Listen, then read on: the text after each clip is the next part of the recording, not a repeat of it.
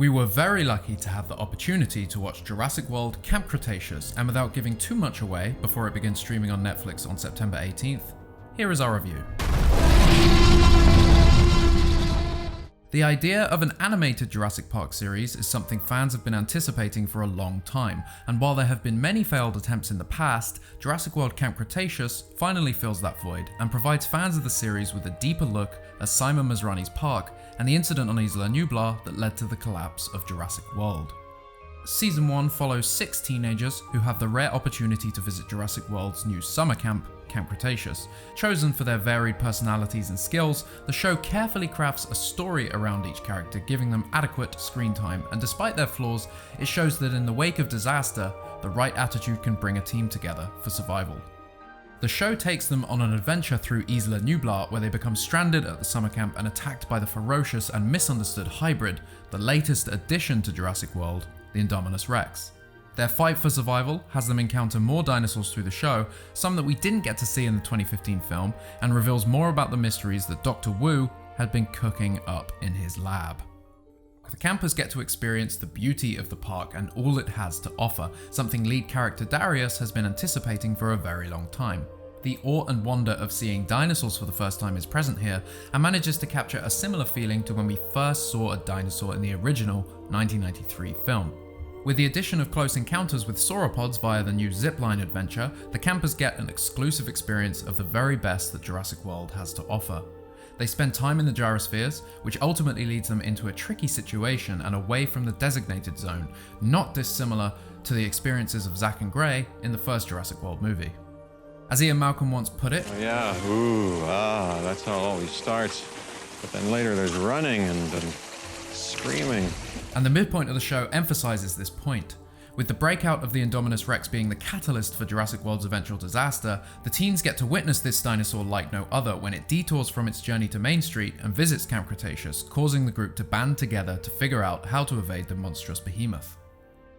Their journey takes them through the jungles of Isla Nublar and into the underground tunnels which connect the paddocks and buildings. The island is opened up like never before, allowing for new areas of the island to be explored. It also allows fans to see story beats from Jurassic World played out from new perspectives. This is where the characters really come into their own. Darius begins relatively nervous and feeling left out of the group, but his knowledge of dinosaurs and their behaviors puts him in the driving seat of the group's survival, navigating them away from the camp and the Indominus Rex. The group decide to head to the main park to find camp counselors Dave and Roxy. A sense of mystery is created around the character of Sammy, as it becomes clear that her intentions on the island may not be so innocent. The show opens up the chance for more elements of world building to enter the fray when it comes to Masrani and his competitors. While these intentions of Sammy reveal another shady company that are rivaling Masrani Global, the show ultimately does not further explore on these ideas, instead leaving them just as they were introduced, a mystery. There is a nice amount of character building and relationship growth between the members of the group, including the addition of an influencer who begins to question her need for validation on social media and from strangers online. Being thrust into a situation where her life is in danger quickly shifts her way of thinking and helps her realize what is really important. This is a message that will hopefully resonate with the target audience.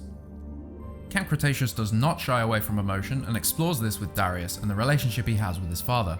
The two always dreamed of visiting the park together, and when things break down on the island, Darius' experience allows him to step up and take charge. The show also does not shy away from the realities of escaped dinosaurs, with some side characters and park staff getting picked off one by one.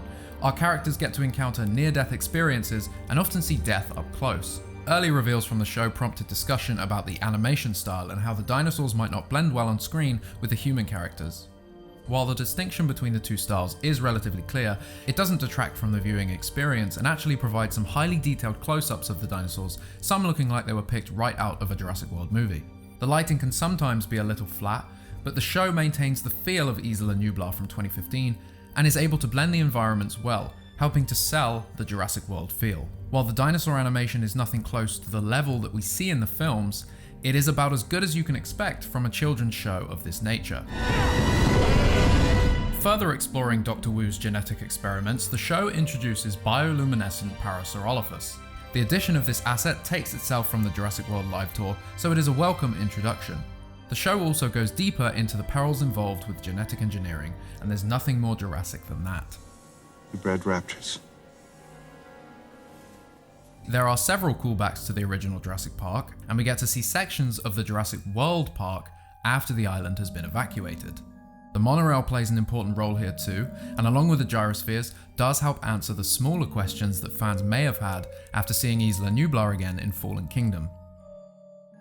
I feel as though Season 1 as a whole builds momentum and excitement in the first 4 episodes, but is let down in its second half, opting for a closer interaction between the characters and their escape from danger, but ultimately not pursuing any of these newly introduced storylines past the part of mystery.